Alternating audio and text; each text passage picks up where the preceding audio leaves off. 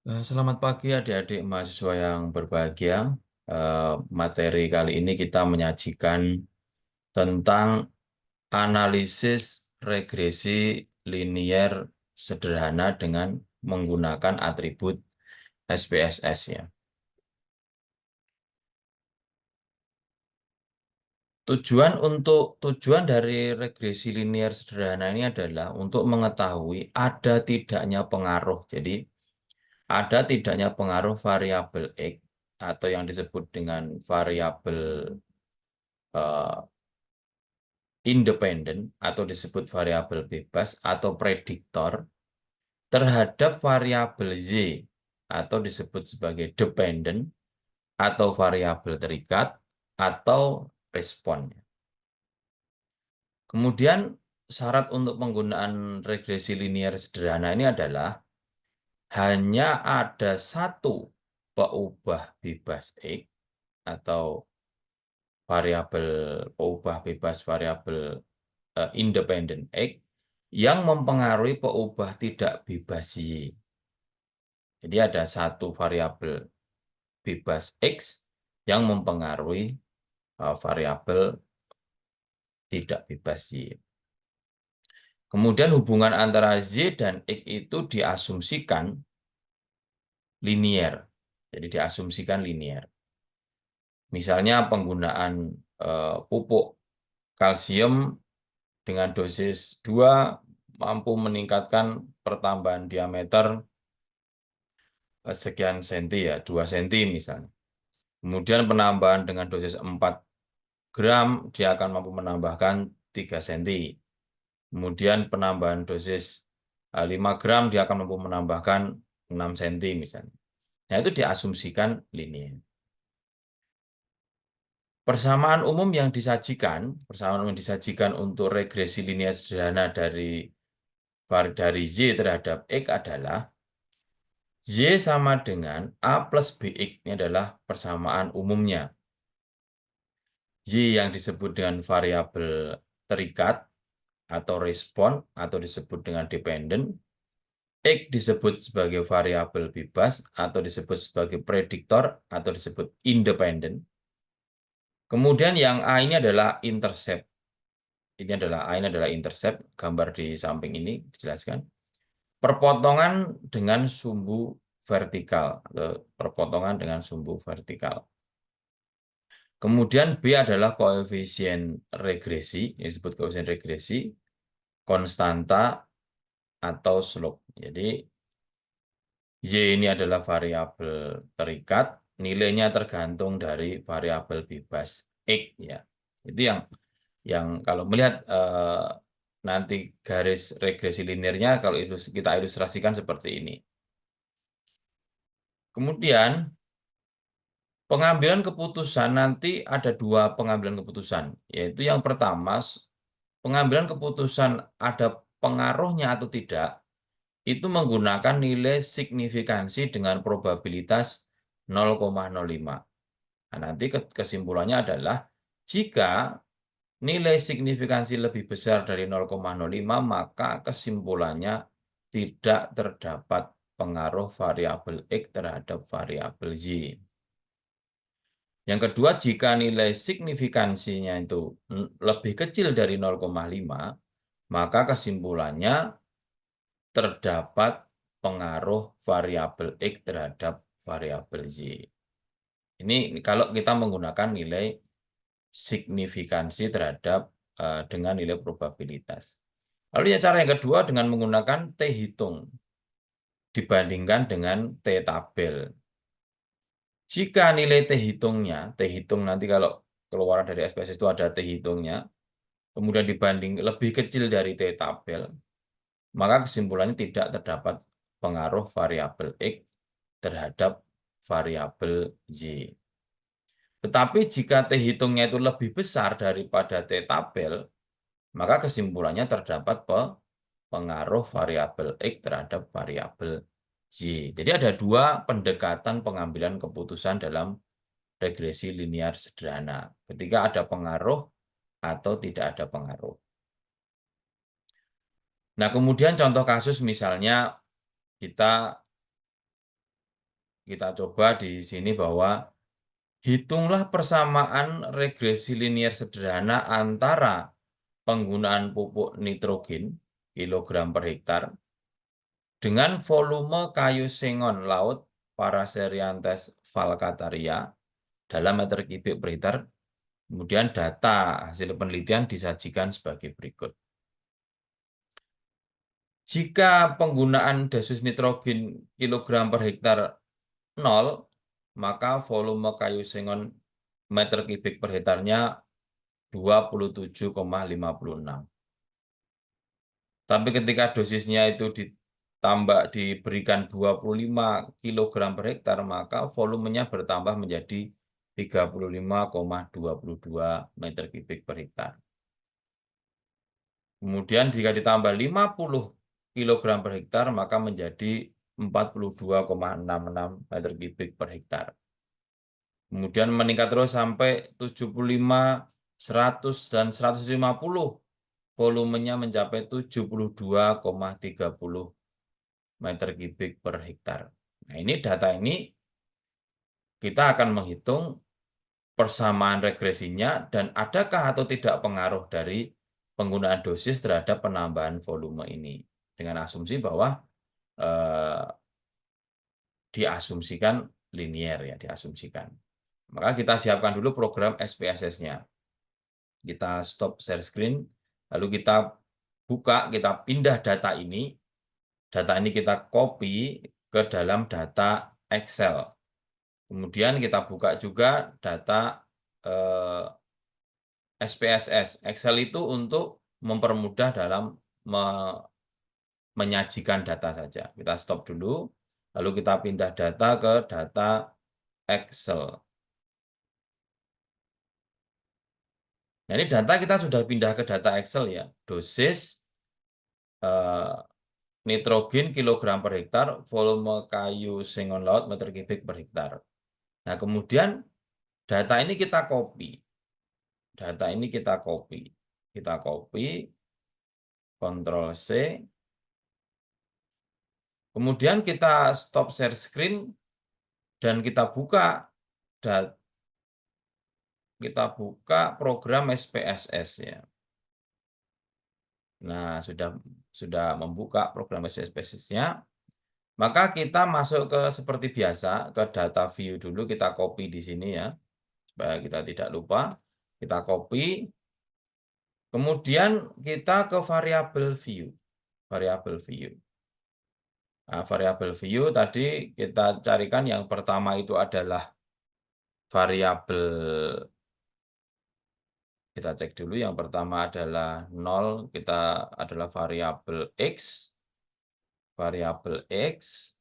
kemudian yang kedua adalah variabel Y. Maka untuk variabel X tidak menggunakan desimal, kita turunkan aja desimalnya.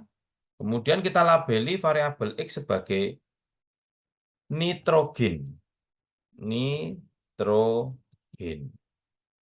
Kemudian variabel Y sebagai, ini variabel bebasnya nitrogen, variabel Y-nya sebagai variabel terikat kita simbolkan di sini adalah volume kayu. Nah, di sini sudah kita nitrogen dan volume kayu. Nah, kemudian kita cek di dalam data, ini adalah variabel X dan ini variabel Y.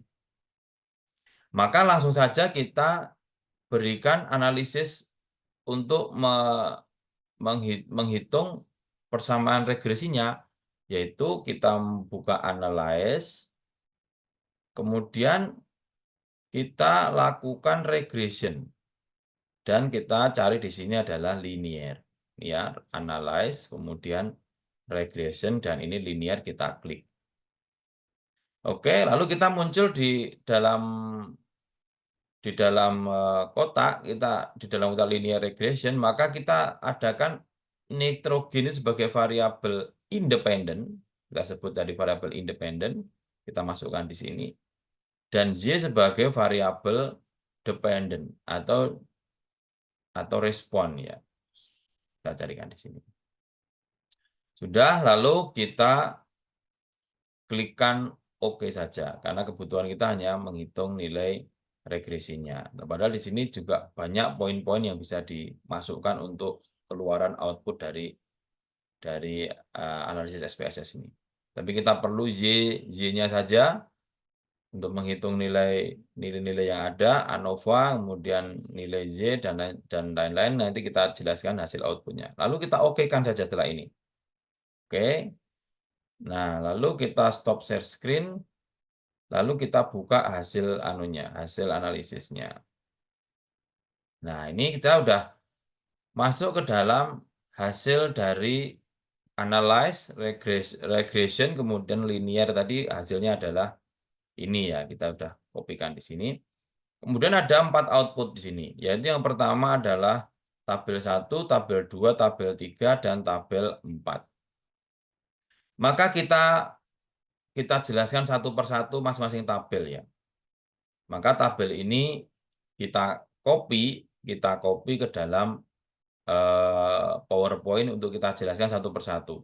Variabel entered atau removed, kemudian model summary, kemudian ANOVA, kemudian koefisien ya. Ini ada 4 variabel. Kita copy saja di sini, kemudian kita pindah, kita cari satu-satu. Variabel entered dulu kita pindah ke PowerPoint ya. Kita stop share screen, kemudian kita mainkan ke PowerPoint lagi.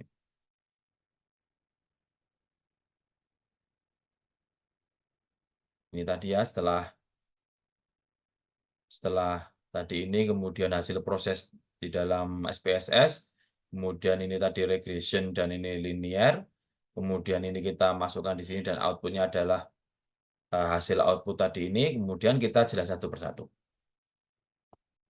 Yang pertama adalah outputnya adalah variabel entered atau removed. Ini menjelaskan apa?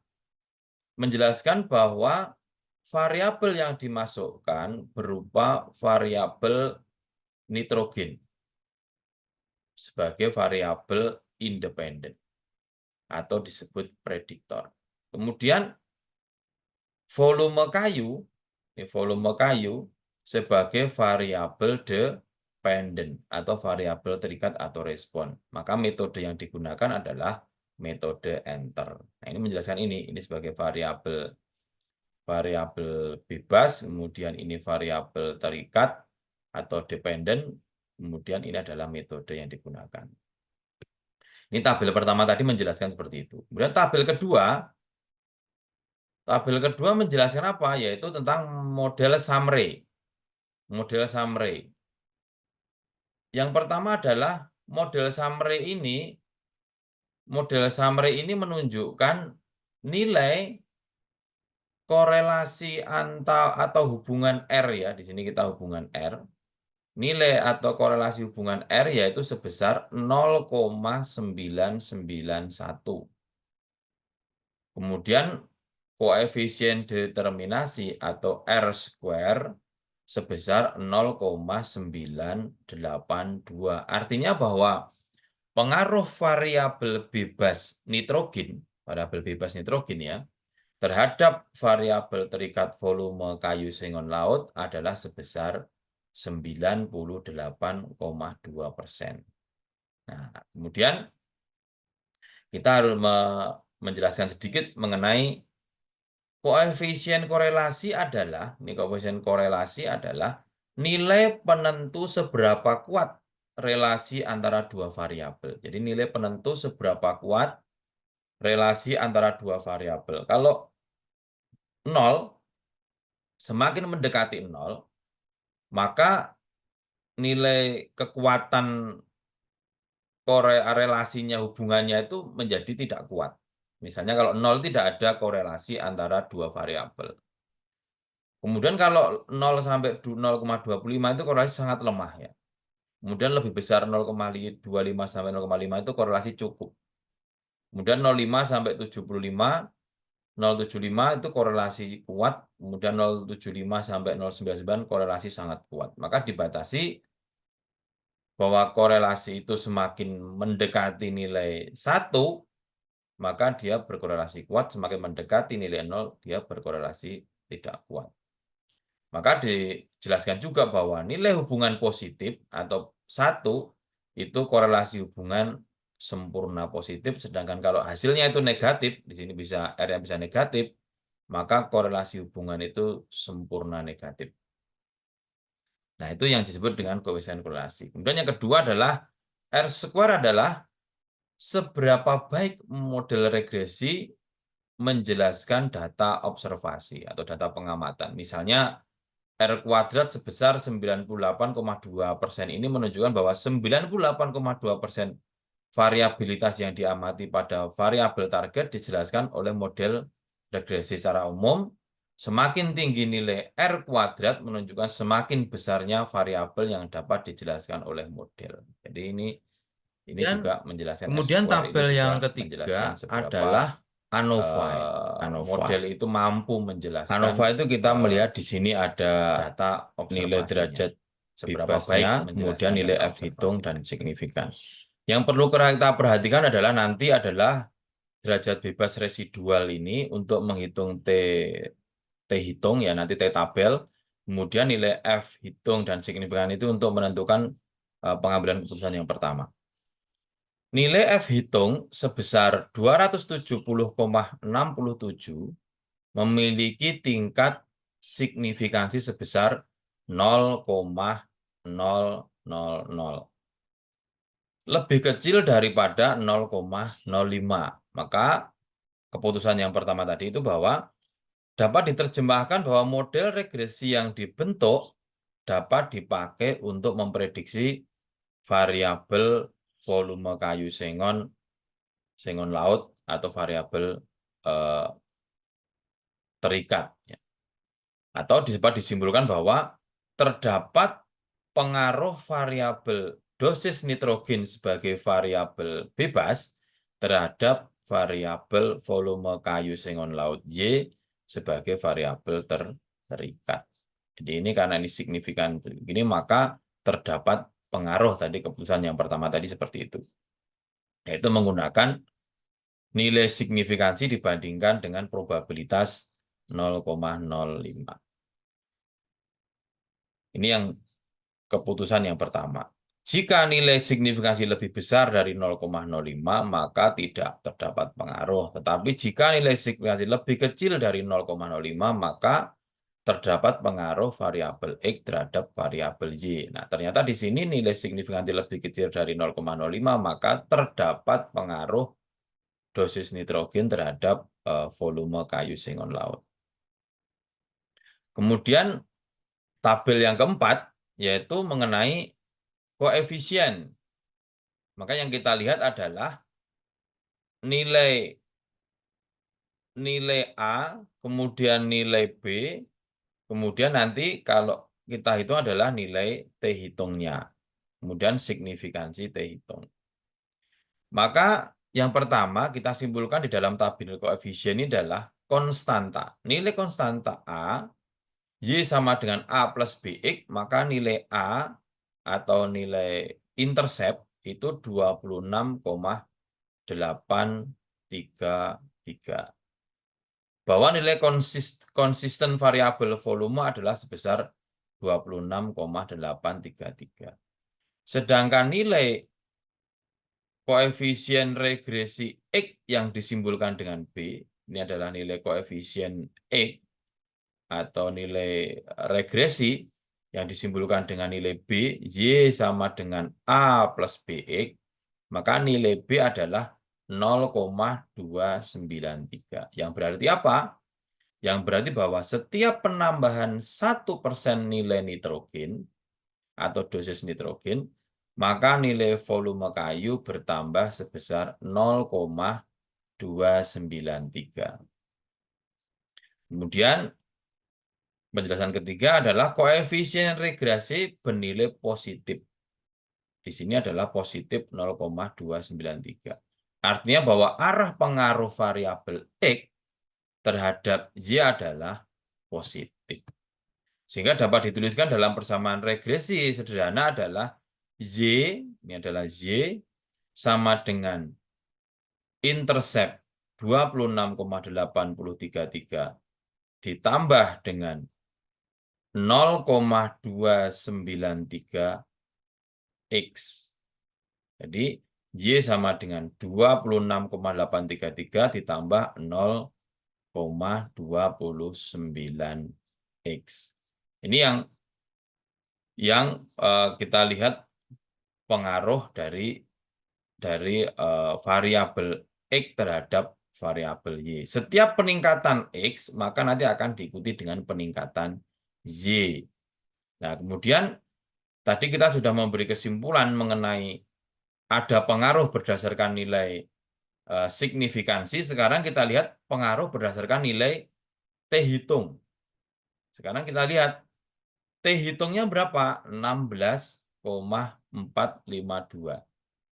Maka kita cari T tabelnya. T tabelnya adalah kita melihat dari derajat bebas residual. Ini sebesar 5. Ini yang kita cari adalah 5. Sehingga T tabel sama dengan alfa per 2. Alfa yang kita gunakan adalah 0,05. Probabilitas 0,05. Dibagi 2. Kemudian derajat bebasnya adalah 5. Sehingga apa? Kita melihat 0,05 per 2 berarti kita menggunakan tabel berapa? 0,025. Kita cari 0,05 ini adalah tabelnya ini, 0,025 itu adalah tabelnya ini. Maka kita cari baris kelima sesuai dengan tadi derajat bebasnya itu. Yaitu 5, kita garis ke sini 2,571. Maka T tabel adalah 2,571. Nah, kesimpulannya gimana? Berdasarkan nilai T hitung 16,542 lebih besar daripada T tabel 2,571, maka variabel nitrogen X atau variabel bebas nitrogen X berpengaruh terhadap variabel volume kayu sengon laut Y. Jadi kesimpulan tadi bisa menggunakan T hitung, yang kedua atau yang pertama menggunakan signifikansi. Nah, itu dua pengambilan keputusan, boleh menggunakan signifikansi, boleh menggunakan T hitung. Selanjutnya langkah selanjutnya adalah menampilkan grafik. Maka kita stop share screen, kita kembali kepada SPSS-nya. Kita tampilkan dulu, share. Nah, lalu bagaimana cara menampilkan grafik regresinya? Maka kita cek di sini adalah menggunakan grafik ya. Kita coba perhatikan menggunakan grafik. Kemudian kita ambil di sini legacy dialog, kemudian kita klik Scatter. Ini kita klik. Nah, kemudian kita ambil yang simple scatter. Kita klik, kemudian kita klik define. Nah, ini kemudian tadi tampilannya begini, maka nilai X itu kita masukkan di variabel aksis, kemudian nilai Y kita masukkan di variabel Y. Maka ini nilai X sama, yaitu aksis kita ambilkan nitrogen, kemudian Y-nya volume kayu kita masukkan Y aksis. Kemudian setelah itu lalu kita oke saja. Oke saja. Nah, oleh karena itu lalu kita stop share screen dulu, lalu kita masukkan hasil grafiknya. Nah, ini hasil grafiknya adalah seperti ini.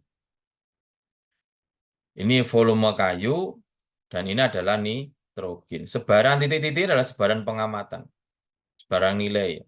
Jadi dari variabel X terhadap variabel Y. Maka titik-titik ini kalau kita lihat ini menunjukkan linear. Tetapi kita bisa juga menampilkan garis regresinya. Maka kita double klik di sini 2 kali ya. Tik-tik. Nah, 2 kali. Kemudian muncul, maka saya stop share screen dulu, kita tampilkan double kliknya tadi. share. Nah, kemudian sudah muncul di sini, lalu kita klik kanan. Kita lakukan perbaikan penamaan dulu ya. Misalnya di sini kita perbaiki penamaannya. Untuk volume kayu ini adalah kita lengkapi volume kayu sengon laut ya. Sengon laut dalam satuan meter kubik per hektar. Kemudian nitrogen kita lengkapi juga. Nitrogen kita tadi adalah dosis nitrogen. Dosis nitrogen dalam satuan kilogram per hektar. Nah, sudah lengkap di sini. Lalu kita tampilkan lagi garis regresinya. Maka kita klik kanan ya. Ini klik kanan. Kita ambil add fit line add total. Kita klik aja.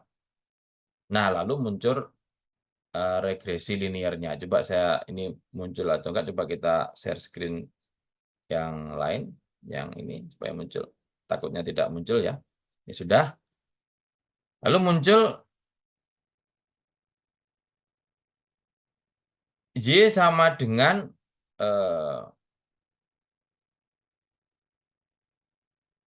Y sama dengan 26,93 plus 0,29 X. Ya. Kemudian dengan R square-nya 0,98. Nah, ini adalah grafik yang ditampilkan di dalam SPSS ya. Jadi ini grafiknya di sini. Y sama dengan 26,93 plus 0,29 X ya. Nah, di sini sudah kita sampai di sinilah untuk mencari grafik regresi linear, kemudian persamaan regresinya, kemudian keeratan hubungannya, itu juga sudah ditampilkan semuanya. Baik, saya akhiri pertemuan untuk regresi linear sederhana ini. Mudah-mudahan bisa bermanfaat. Saya akhiri. Akhirul qouli, wassalamualaikum warahmatullahi taala wabarakatuh.